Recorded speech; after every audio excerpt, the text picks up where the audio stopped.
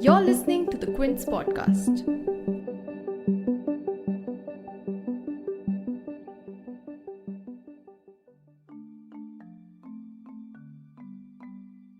After one of the most hostile transfers of power ever witnessed in the US, Joseph Biden was sworn in as the 46th president of the country.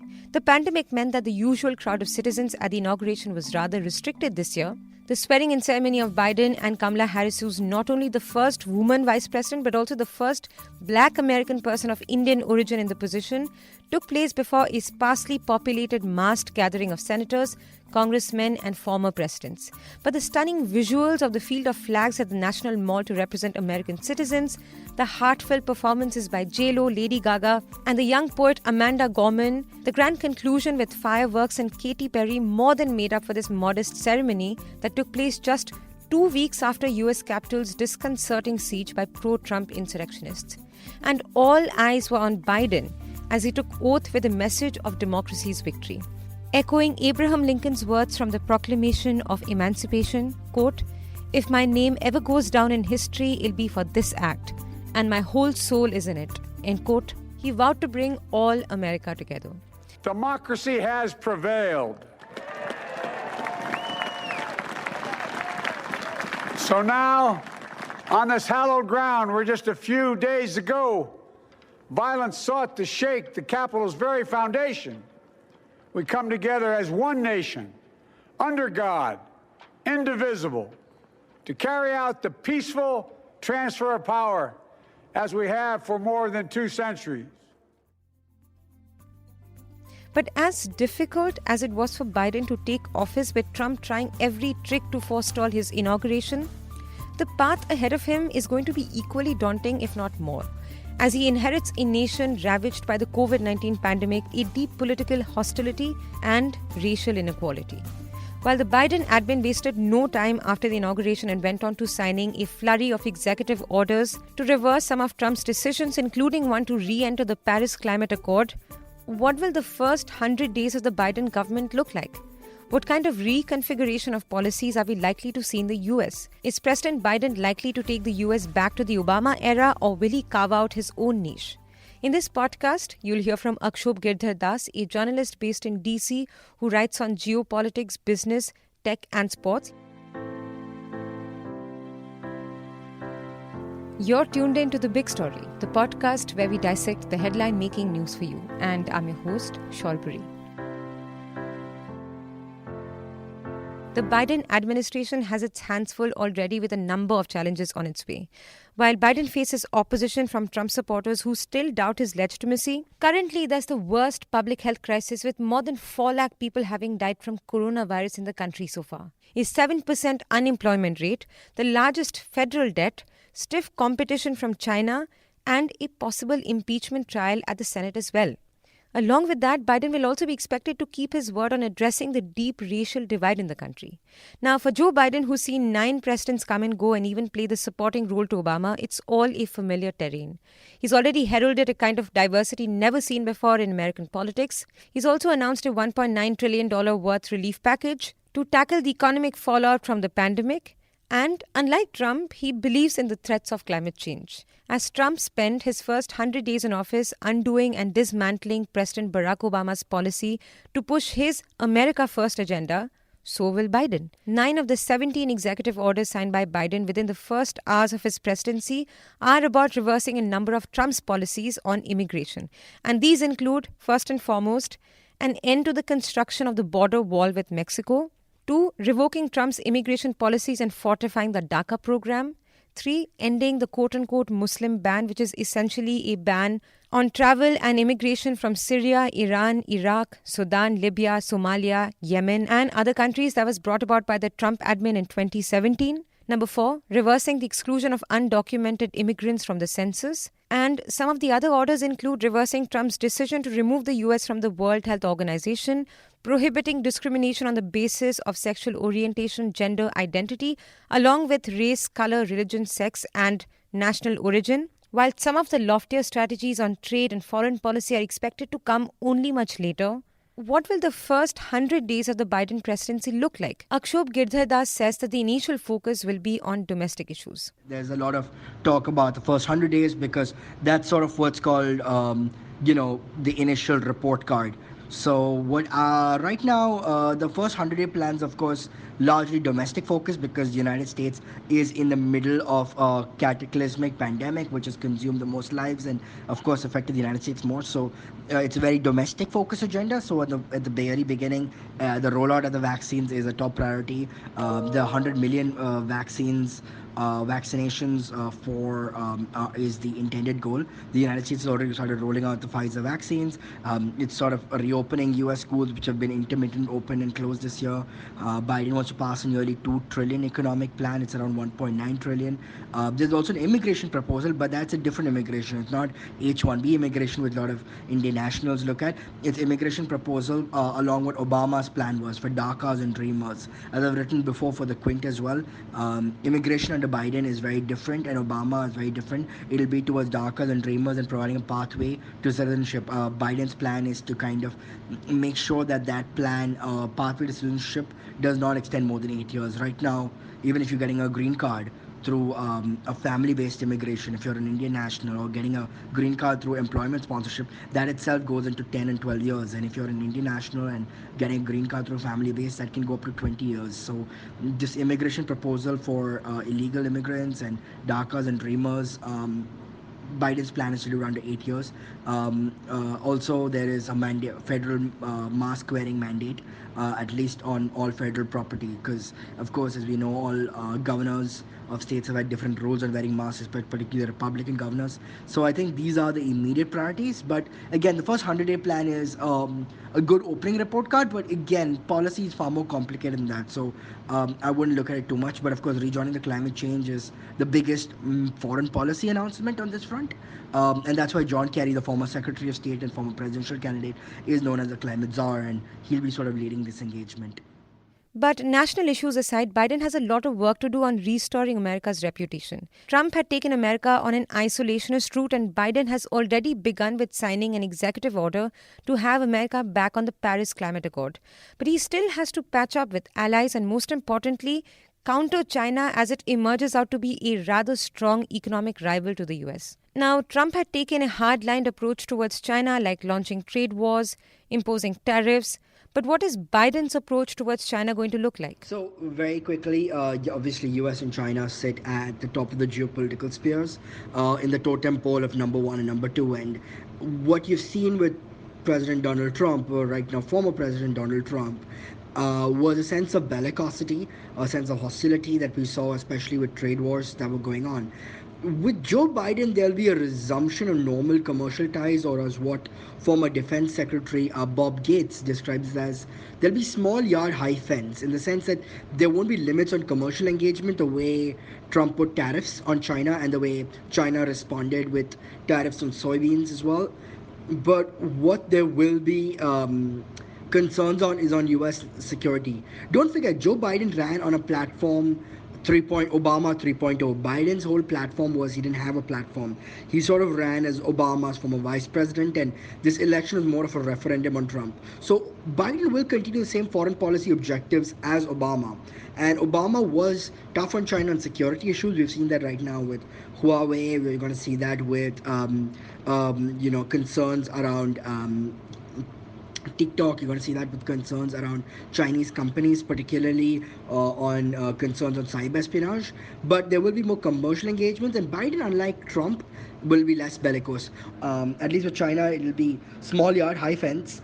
That is very low barriers on commercial engagement, but still strict national security interests. So you will still see the US's Indo-Pacific arrangement will be a massive focus. So in terms of trade relations, is Biden likely to take the United States back to the Obama era, or will he carve out a niche of his own? Mr. Girdhardas says that while Trump had a more insular outlook in trade, under Biden there's going to be a return to multilateralism as already exhibited by the executive order on the Paris Accord. Fundamentally, you have to understand that Donald Trump was insular, was an economic nationalist, and sort of eschewed a sense of multilateralism. he wasn't averse to trade deals as much as being averse to multilateral trade deals. Donald Trump is very transactional, and he sort of believed everything was done apprentice style, two people sitting in a room and hashing it out. Whereas diplomacy is more complicated, and multilateral diplomacy is very, very complicated. And hence, Trump did not like things like the TPP and NAFTA. And so, under Biden, there'll be a return to Obama 3.0. The Trans Pacific Partnership, the TPP, was sort of Obama's signature move towards Asia. And it was sort of the US and Southeast Asia sort of telling China, because the elephant in the room is always a dragon. It was sort of, a counterweight to China's hegemon in the region. And Trump, by pulling out of the TPP, sort of scored an own goal. It was sort of the United States moving out of, stepping out of the field and allowing China to win, or sort of scoring an own goal. So under Biden, there'll be a return to multilateralism. There'll be a return to more multilateral trade deals. As you've already seen, Biden has already shown a sense of alacrity to get back to the Paris climate accords. And Biden will look at India very closely on that. I mean, let's not forget, United States and India on trade disagree a lot. Like with all two countries, you can have the best of multilateral and bilateral relations. However, trade is one place where, see, in the United States and Canada have taken each other to the World Trade Organization, front of the WTO.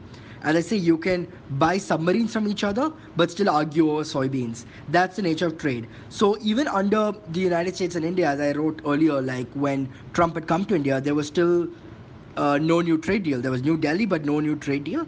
And over the past year, the United States and India also hit each other on tit-for-tat tariffs, especially in the year 2019. Trump imposed aluminum and steel tariffs. New Delhi slapped tariffs on 28 U.S. products, including Harley-Davidson motorcycles and U.S.-grown apples. And Washington has also withdrawn its long-standing preferential status, which is known as the General System of Preferences, or GSP. And by doing so, India was precluded from exemption of billions of dollars worth of U.S. tax and levies. And India has also done, a retaliatory tariff measures. So, look, you have to understand that the bilateral relationship between the United States and India will continue. However, trade is a different thing, because each country looks after its own economic national interests. So, and India is also very inwardly protectionist. As you can see how India backed off from the RCEP, even though the United States is not in it. But India is very inwardly protectionist. So when India is very inwardly protectionist, this has sort of frustrated Washington for a long time. And India is very inwardly protectionist for its own domestic national interests, for protecting its small-scale industries. And that goes against the American norm of being free market enterprise. So that's where the two sides will disagree. But that does not mean that bilateral relations will be, singed because of that. That it's almost like, as I said, the United States and Canada, which share the best of diplomatic relations, have taken each other in front of the WTO. So I would look at those two in very different components. Now, as the Biden era began in the US, PM Modi extended his wishes on Twitter, saying that he looks forward to working with him. But political diplomacy aside, what is also invoking interest in the US elections amongst Indians is that for the first time in America's history, there are at least 20 members of Indian origin in Biden's administration. Not to mention Kamala Harris, of course, who's of Indian origin from her mother's side. And that brings us to the question, how will India-US relations look like under Biden, especially regarding human rights issues, as both countries are looking at a polarized population? If we look at the India-US relations under Trump, despite him pulling out of the Paris Accord or the Iran nuclear deal, which increased India's oil expenses, or his anti-immigration policies that hit Indian workers and students hard, in the past years, we've seen this flamboyant display of PM Modi and Donald Trump's bonhomie. While Modi attended one of the biggest campaigns on US soil by any foreign leader in the recent years, Trump turned the other way on issues of Kashmir and minority rights abuses in the country. But contrasting Trump's silence was Biden's political campaign, where his agenda for Muslim American communities included a call to the Indian government to, quote, take all necessary steps to restore rights for all the people of Kashmir, end quote. So then, are we likely to see pushbacks from his administration on rights abuses taking place in the country currently? Mr. Girdhar Das says that the country's bilateral ties are politically agnostic. Hence, things said at the campaign is likely to differ from the administrative decision-making. So I've said this before and I'll say it again. I've written an op-ed for the Quint as well, where I kind of describe how India and the US are the bilateral relationship is politically agnostic. And why do I say that? Since the reset of diplomatic ties between the United States and and India in the 1990s. You've seen since Clinton and Vajpayee, we've had every permutation combination of Democrat, Republican, BJP, and Congress. Think about it. Under Clinton, Vajpayee, you had Democrat and BJP. Under Bush, Vajpayee, you had Republican, BJP. You had Manmohan Bush, that's Republican Congress. You had Manmohan Obama, that is Democrat Congress. You had Modi Obama, that's Republican so Democrat BJP, and you had Modi Trump, which was BJP and Republican. Now you have Modi Biden. Firstly, Modi has become the first prime minister since Indira Gandhi to deal with three presidents. He dealt with Obama, he dealt with Trump, he dealt with Biden. So, yes, of course, these are concerns that I've heard about repeatedly from the Indian media, but you have to understand what's said on the campaign trail doesn't translate into foreign policy necessarily. Foreign policy is done by the State Department, you're in Foggy Bottom in Washington, D.C., and done by South Block and Raisina Hill in New Delhi. What's said on the campaign trail doesn't translate to it. Even Bernie Sanders said things about Kashmir, and we've seen from if Donald Trump's campaign 4 years ago, and with anything to go by, that what's on the campaign trail is very little foreign policy. So the United States understands that India is too important a bilateral relationship. Three major angles of the India and the United States is the first part is the strategic interest, that is defense, economy, trade aspects of the strategic partnership, as well as security with Indo-Pacific. There's also the fact that the United States sees India as a large democratic economic counterweight to China, a vast market for American goods and enterprises. The second element is the shared democratic values that both the United States and India share. Of course, we keep seeing that US-India dialogues are world's largest democracy and world's oldest democracy. So there are these elements as well where you see that there is a bonhomie. And the third and the most important part is the Indian diaspora in the US. That's become too important, too prominent, and the highest echelons. It's not just that you see Indian techies and scientists, but even the head of Microsoft, the head of Google being people of Indian origin or Indian nationalities at one point itself is showing that there's more prominence. And given that Indian diaspora is more vocal on Capitol Hill and more present in Senate and Congress, that element is far too strong. Yes, of course, there will be things said about Kashmir, but that Congressman Ro Khanna will say, that Congresswoman Pramila Jayapal will say, but you have to understand that these are people who own independent congressional seats. That has less to do with the Biden administration. Even if there was a Republican Senate, Republican Congress, Republican President, Ilhan Omar will continue saying what she wants to say. So these people have, senators and congressmen have individual voices. There's less to do with the administration. So you have to understand that foreign policy is done by the State Department, who will understands India's importance, and as well as the fact that India and the US is truly politically agnostic in the bipartisan sense. Given the fact that Prime Minister Modi dealt with President Obama and dealt with President Trump with an equal amount of bonhomie, two very different presidents, and and still will pick up where they left off, and will continue to do that with President Biden. So there is no concern on where India and the US are, and even if comments will come on Kashmir, it's because Washington has long seen its position as, if there's any disturbance in human rights in the world, they will voice it out. There's a whole congressional caucus dedicated to speaking about such human rights concerns. So that will not necessarily be anything on the campaign trail. The US has formally acknowledged that Kashmir is a bipartisan issue, and it is not something for the United States to intervene. Don't forget, it was Trump being Trump who brought up Kashmir with Imran Khan, because Trump does not follow foreign policy norms, and he decided to break with diplomatic discourse on that front. So on that note, I wouldn't really worry too much on that. While Biden's reforms from day one spell good news for India, will India-US ties get a boost to counterbalance China? Or will the likely revival of the Trans-Pacific Partnership hurt India's export? All that will be left to see. If you like listening to this episode, please subscribe to the Big Story playlist for episodic updates. We're live on Apple, Google Podcast, Spotify, JioSaavn, and most of the other popular podcast streaming platforms. For other podcasts, please log on to the Quint website and check out the podcast section. For any feedback, shoot an email to podcasts@thequint.com.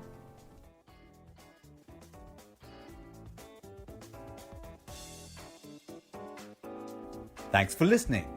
Log on to the Quint's website and check out our other podcasts.